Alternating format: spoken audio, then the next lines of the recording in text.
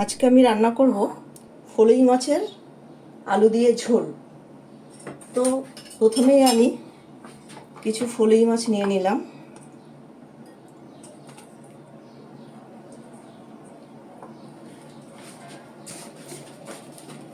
এবার আমি দেব লবণ, হলুদ,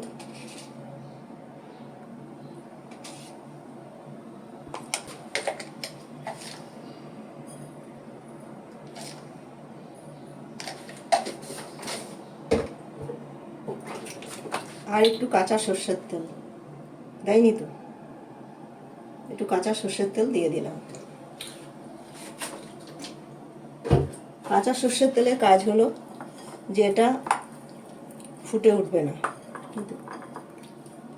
খুব ভালো করে আমি ম্যারিনেট করে নিলাম, নিয়ে 5 মিনিট মতো রেখে দেবো।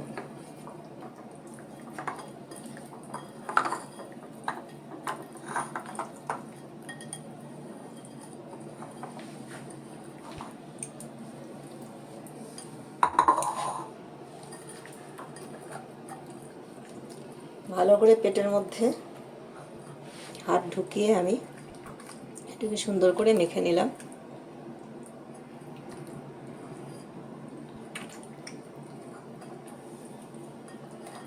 এভাবে আমি 5 মিনিট মতো রেখে দিলাম। কড়াইতে তেল দেওয়া হয়ে গেছে। তেলটা ভালো করে গরম হলেই আমি মাছগুলো আস্তে আস্তে ভেজে নেব।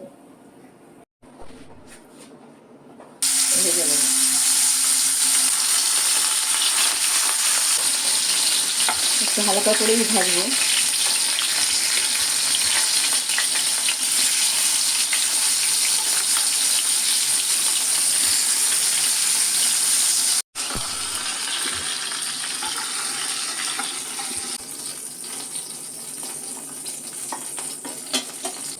মাছগুলো ভাজা হয়ে গেছে। এবার আমি দেব আর কিছু কেটে রাখা কাঁচা লঙ্কা ভেজে নিয়ে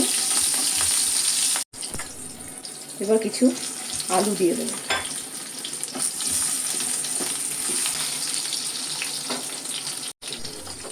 হালকা হলুদ দেব,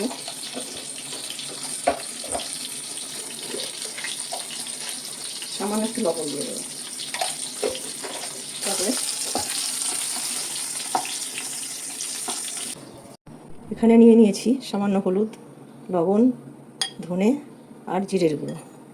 এগুলোকে একটু জল দেব, জল দিয়ে একটা পেস্ট করব, করে আমি কড়াইতে বসিয়ে দেবো।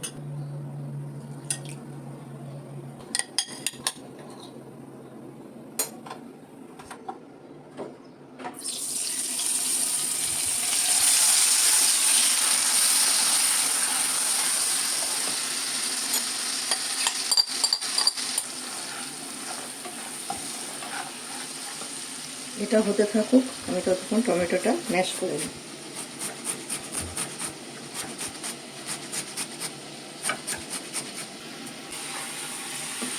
এর মধ্যে আমি ম্যাশ করা টমেটোটা দিয়ে দেবো। মশলাটা মোটামুটি ভাজা হয়ে গেছে।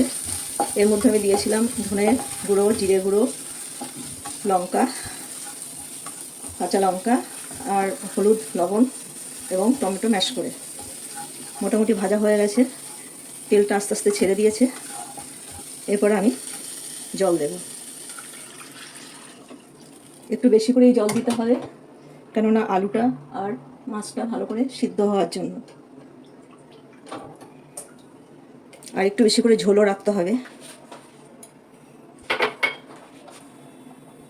এই মাছে একটু ঝোল হলে খেতে ভালো লাগে। ঝোলটা একটু ফুটে উঠলেই আমরা মাছ দিয়ে দেবো। ঝোলটা ফুটে উঠেছে, এবার আমি আলু আর মাছগুলো দিয়ে দেবো।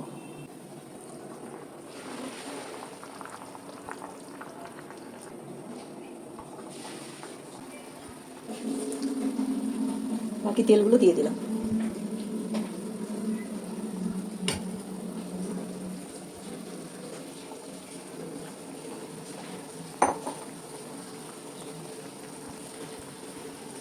তাড়াতাড়ি সিদ্ধ হওয়ার জন্য আমি একটু ঢাকা দিয়ে রাখলাম।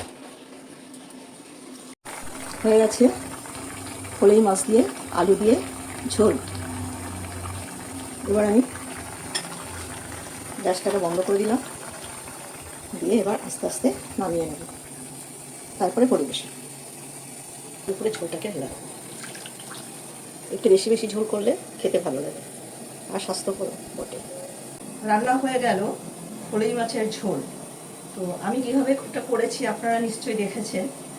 যদি এই রান্নাটা আপনাদের ভালো লাগে তাহলে লাইক, কমেন্ট, শেয়ার ও সাবস্ক্রাইব করে দিতে ভুলবেন না। নতুন নতুন রেসিপি পেতে আমার পেজটি অবশ্যই ফলো করবেন।